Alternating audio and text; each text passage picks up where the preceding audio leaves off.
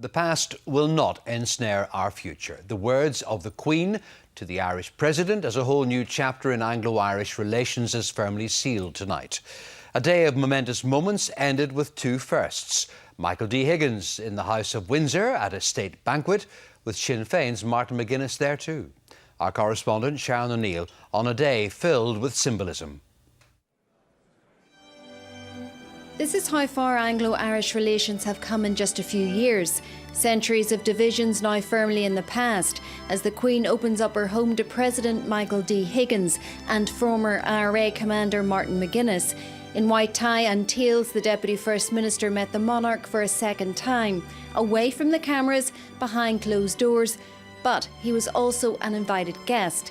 The Queen went out of her way to make the Irish President feel welcome, praising their newfound friendship.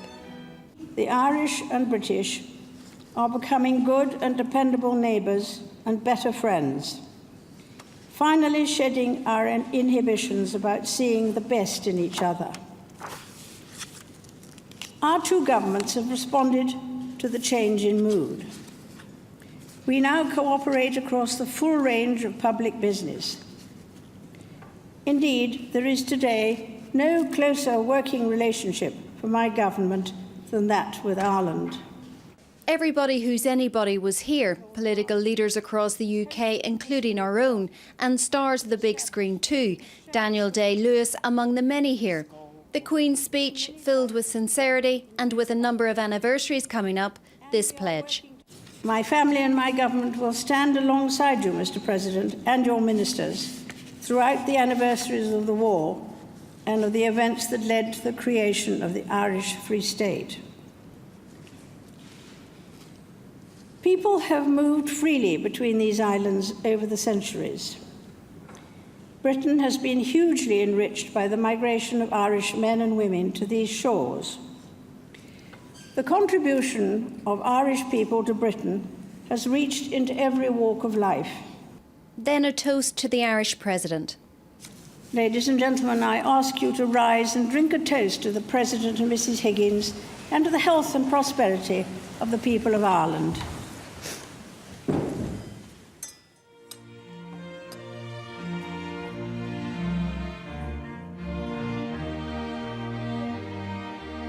Time for the guest of honour to have his say.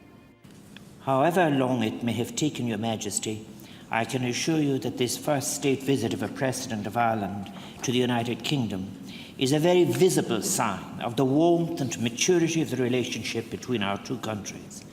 It is something to be truly welcomed and celebrated. And once again, Northern Ireland came up. We must, however, never set aside or forget those who died, were bereaved or injured during a tragic conflict. As the French philosopher Paul Ricoeur wrote, "To be forgotten is to die twice."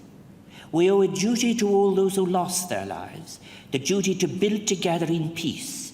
It is the only restitution, the only enduring justice we can offer them. Outside, not everyone is happy that Martin McGuinness is here. Relatives of those whose loved ones were killed by Republicans are incensed. I'm here effectively to remind people about Martin McGuinness's credentials. He's coming here to dine with the Queen this evening, and that's a choice that he's made. I'm wanting to point out to people that he has a terrorist background and a terrorist past, and it's time he accepted responsibility for what he did and told the truth. From the moment he entered government, he refused to swear an allegiance to Her Majesty, but he's more than happy to accept a free meal. What sort of hypocrisy is that? What sort of a statesman is he professing to be?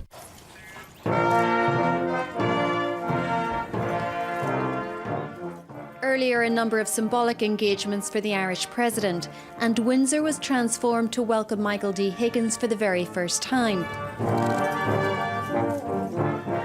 The new relationship between these heads of state on show for all to see, and they looked like they were enjoying every moment of it. My Lords, ladies and gentlemen, please rise for the President of Ireland, Mr. Michael Higgins.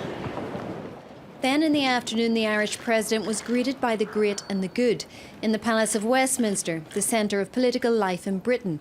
Here the Prime Minister, our own peers and MPs. Significant too the presence of Sinn Féin's MPs Pat Doherty, Paul Maskey and Michelle Gildernew, who still refuse to take their seats in Westminster. Introducing the President, a very warm welcome from the Speaker of the House of Commons, John Bercow. It may be described as symbolic, but in this case there is real substance wrapped inside the symbolism. We are now natural political, economic and social partners. Mr. President, you could not be more welcome here than you are. Michael D. Higgins responded with the hope that the friendship between the two countries will be lasting. Long may our two peoples and their parliaments work together in peace, prosperity and ever closer friendship between Ireland and Britain. Mr. Speaker, members, thank you again for your kind welcome. Gur míle maith léir isper banner. For that, a standing ovation, and tonight a toast for the Queen. To the health and happiness of Her Majesty and His Royal Highness and the people of the United Kingdom, to a creative cooperation and a sustainable partnership between our countries and our peoples, and to valued neighbours whose friendship we truly cherish. In just a few years, the face of Anglo-Irish relations has been transformed. Once old foes, now firm friends. The unthinkable, now the norm. And tomorrow holds the promise of more history making.